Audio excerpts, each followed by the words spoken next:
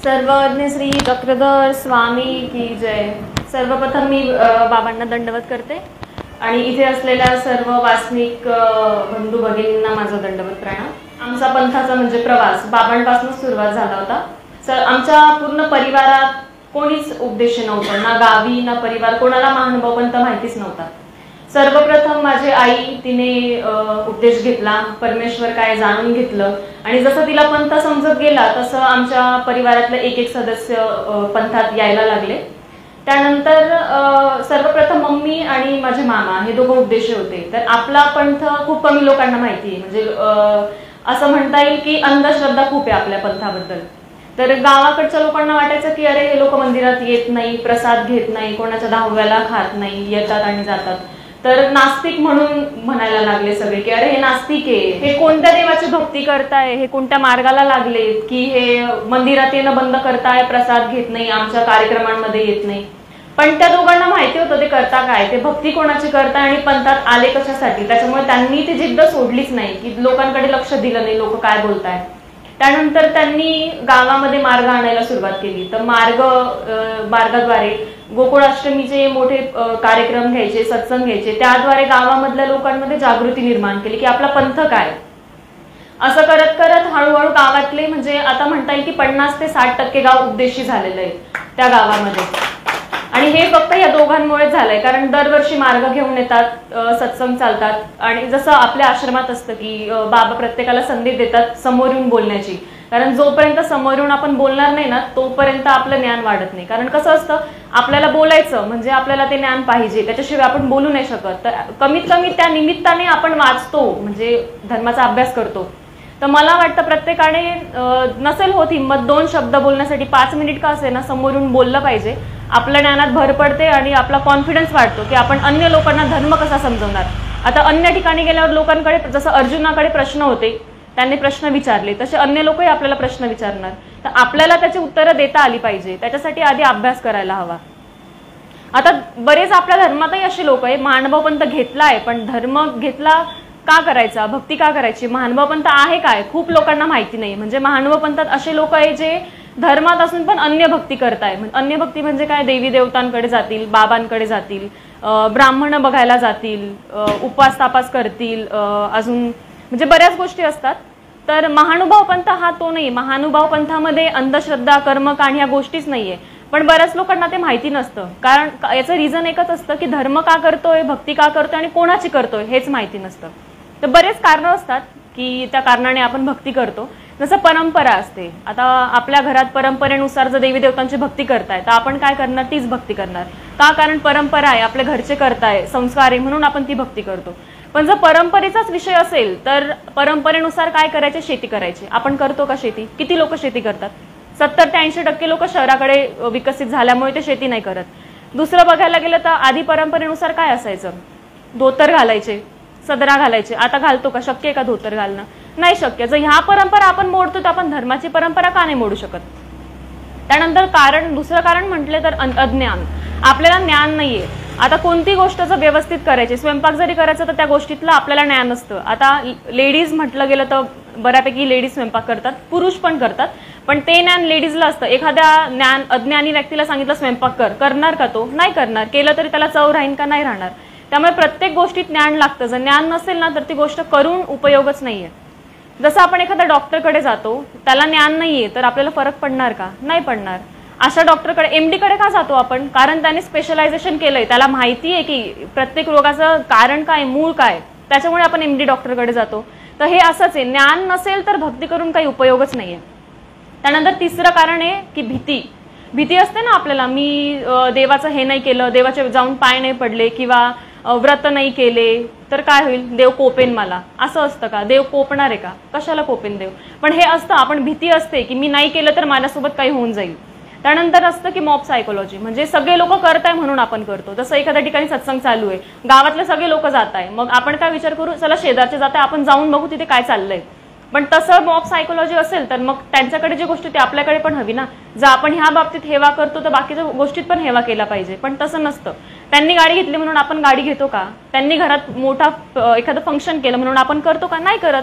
जे ते आपल्या सोयीनुसार प्रत्येक गोष्ट करतं ना, तर त्यामुळे कोणी करतंय म्हणून त्याच्यावर विश्वास ठेवून त्या गोष्टी करणं ते पण चुकीचं आहे.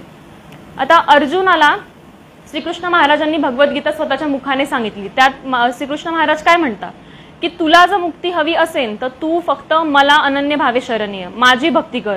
ती पण भक्ती कशी की फक्त माझ्या एकट्याची भक्ती कर.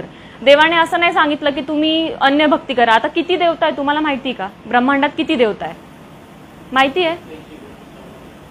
हे आपल्या पंथीयांना माहिती. अन्य पंथीय काय म्हणतात की 33 कोटी देवे, पण ते फक्त स्वर्गीय देवता आहे. एकूण देवता बघायला गेला एवढ्या 81 कोटी 1.25 देवता आहे. एवढ्या देवतांची जर आपण पूजा करायला गेलो तर किती जन्म लागतील आपल्याला? रोज एक देवता जरी म्हटली, आणि ते देवता प्रसन्न होतील का? एका दिवस आपण एका व्यक्तीकडे जातो, होणार का प्रसन्न? नाही होणार, कारण एकनिष्ठ भक्तीच करत नाहीये आपण. परमेश्वराने काय सांगितलंय? तू फक्त एकनिष्ठ भक्ती कर, तुला काय पाहिजे ते मी देतो ना. तुझ्यासाठी मी काफी आहे, तुला जे हवं ते मी देईन, फक्त एकनिष्ठ भक्ती कर.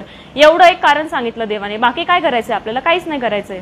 तरी पण बरेच लोक असतात जे ब्राह्मणांकडे जातील, व्रतवैकल्प करतील. आपला धर्म किती सोपा आहे बघायला गेलं तर. आपल्या याच्यात ना कर्मकांड, ना उपास तापास आहे, ना आपण काही अंधश्रद्धा पाळतो, काहीच करत नाही. तरी लोक म्हणतात की महानुभाव पंथ हा खूप अवघड आहे आचरणात आणण्यासाठी. काहीच अवघड नाहीये. 2-3 नियम सोडले तर काय अवघड आहे? महानुभाव पंथ हा रोजचा आचरणातला धर्म आहे. याच्या इतका सोपा धर्म मला तरी नाही वाटत कोणता असेल. आणि मी आपल्याला इतकं भाग्यशाली मानते कारण देवाने स्वतः येऊन आपल्याला हा सगळा धर्म सांगितलेला आहे.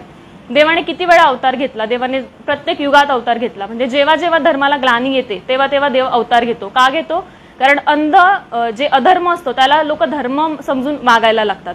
त्यासाठी देव काय करतात? देव अवतार घेतात आणि तो अधर्म दूर करतात, लोकांपर्यंत धर्म पोहोचवतात. तसं प्रत्येक युगात देवाने आपल्याला धर्म सांगितला. द्वापार युगात पण धर्म सांगितला, त्रेता युगात पण धर्म सांगितला, पण आपण काय केलं? सांडून दिला. तो बोध होता तो आपण नष्ट करून टाकला, सांडून दिला. आपण पूर्णत्वाला जाऊच शकलो नाही. जसं डुळकियाचा दृष्टांत देवाने सांगितलाय की एक लहान बाळ आहे, एकदम लहान आहे, त्याला काहीच समजत नाहीये. त्याची आई काय करते? सारखं सारखं दूध पाजते. ते काय करतं? डुळकतं, पण त्याला तरी आई काय करते? दूध पाजत राहते. तर शेजारची बाई येते, ती म्हणते की पोट भरलं असेल, तू का पाजते? जेव्हा भूक लागेल तेव्हा खाईन. पण आई येते, आईला माहिती ना त्याला किती भूक आहे, त्याने किती सांडलं तरी आई त्याला देणारच.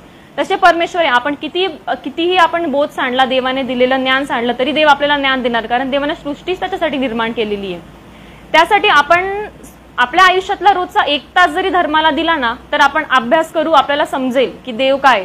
आपला प्रपंच चालूच असणार आहे, आयुष्यभर चालू असणारे, प्रत्येक जन्मात चालू असणारे. आपण जन्माला येतो आणि काय करतोय? कर्म जोडतोय, दुसरं काहीच करत नाहीये.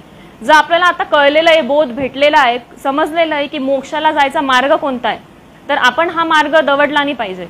म्हणजे आपल्याला माहिती, आपल्याला एवढं तरी कळतं की परमेश्वराची भक्ती केल्यावर आपल्याला मोक्ष मिळणार आहे. अन्य धर्मीयांना ते पण माहिती नाहीये. म्हणजे ते फक्त गाडीत बसलेले, त्यांना माहितीच नाही की आमचं पोहोचायचं कुठे आणि जायचं कुठे आम्हाला, त्यांना लोकेशनच माहित नाही.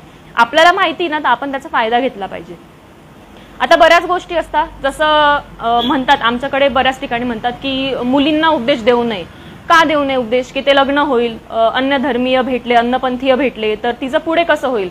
एवढा विचार जर देवाने हा विचार केलाय की तिला बोध भेटला पाहिजे, तर पुढचा विचार पण देव करेन ना, की तिला पंथीय भेटतील, कसे भेटतील, काय भेटतील. एवढं तर आपल्याला समजलं पाहिजे की आपण परमेश्वराची भक्ती करतो, त्याच्यामुळे आपला प्रभाव हा अन्य धर्मीयांवर नेहमी जास्तच राहणार आहे. त्यामुळे हा पुढचा विचार करून आपण आताचे निर्णय नाही घेऊ शकत. जर बोध भेटला आहे तर 100% आपण उपदेश घेतलाच पाहिजे. आता मी बाहेर राहते, मग बरेच लोक म्हणतात ना की उपदेश न घ्यायचं एक कारण असतं की बाहेर फिरावं लागतं, लोकांमध्ये राहावं लागतं, मित्रांमध्ये राहावं लागतं, त्याच्यामुळे धर्म सांभाळला जाणार नाही. धर्म सांभाळणं हे पूर्णपणे आपल्या हातात असतं. मी बाहेर राहते, आमचा जो मित्रमैत्रिणींचा ग्रुप आहे तर त्यामध्ये सगळे अन्य धर्मीय आहे जे नॉनव्हेज खातात. पण मी त्यांच्यामध्ये जेव्हापासून गेली तेव्हापासून त्यांना माहिती ना की ही खात नाही, त्याच्यामुळे मी असताना ते कधीच नॉनव्हेज खात नाही. मग आता ही वाईट गोष्ट आहे की चांगली गोष्ट आहे? म्हणजे आपला प्रभाव पडतोय ना, आपल्यामुळे दुसऱ्यांचे काही चांगल्या गोष्टी होत आहेत, तर यात वाईट काय? त्यामुळे बाहेर राहायचंय, बाहेर म्हणजे मित्रांमध्ये जायचंय, त्यामुळे हे कारण देणं तर खूप चुकीचं आहे. कारण धर्म सांभाळणं पूर्णपणे आपल्या हातात आहे. आपण जसं आचारला धर्म तसं आपण आचारू शकतो. माझं सांगणं फक्त एवढंच आहे की आपल्याला जर कळलेलं आहे ना, मार्ग कळलेला आहे, तर त्या मार्गावर व्यवस्थित चालावं. किती सत्संग असतात, बाबांचे रोजचे रोज सत्संग होता आणि बाबा प्रत्येक सत्संगामध्ये आपल्या जे डेली लाईफ असते त्याचे एक्झाम्पल देऊन, उदाहरणं देऊन आपल्याला धर्म समजवत असतात. याच्यापेक्षा सोपं तुम्हाला कुठेच भेटणार नाही. आणि हा एक मार्ग आहे ना, ज्या मार्गामध्ये प्रत्येक वासनिकाला संधी भेटते, जे कोणत्याच मार्गात नाही भेटत. इथे येऊन तुम्हाला तुमचे विचार मांडण्याची, बोलण्याची सगळी संधी आहे. त्यामुळे इथे येऊन तुम्ही तुमच्या प्रश्नांचे उत्तर घेतले पाहिजे आणि नामस्मरण पण केलं पाहिजे. आता तुम्ही नवरात्रीत इथे आले नामस्मरण करायला, आपल्याकडे किती मोठी म्हणजे किती भाग्यशाली आपल्याकडे देवाचे नाम आहे. म्हणजे भक्ती करतोय, काही लोकांना आता हे देवतेची जी भक्ती करतात त्यांच्याकडे नामच नाहीये. म्हणजे वेळी अडचणीला ते कोणाला ना हाक मारतील. 17 देवांना तर नाही बोलू शकणार ना की गणपतीला बोलवा, हनुमानाला बोलवा. का? कारण त्यांच्याकडे नामच नाहीये. देवाने काय सांगितलंय? तू मला बोलव, मी तुझ्या कोणत्याही प्रसंगात तुझी मदत करेल. आपल्याकडे नाम आहे. आपल्याकडे नाम असल्यामुळे कोणताही प्रसंग येऊ दे, किती वाईट प्रसंग येऊ दे, नामस्मरण केलं तर देव आपल्यासाठी 100% धावून येणार. का? कारण आपण एकनिष्ठ भक्ती करतोय. कधी कधी होतं ना की रात्री झोप येत नाही. आता मी बाहेर राहते, एकटी राहते, मला पण रात्री झोप येत नाही. तर मी नामस्मरण करता करता झोपते. म्हणजे ती सवय जी मला लागली ना, मी नामस्मरण केलं नाही ना, मला झोप येत नाही. म्हणजे किती फायदे आपल्याला नामाचे. तर आपण हे फायदे जाणून घेतले पाहिजे आणि त्यानुसार आपण वाटचाल केली पाहिजे. मी एवढं सांगून माझे शब्द संपवते. धन्यवाद. दंड.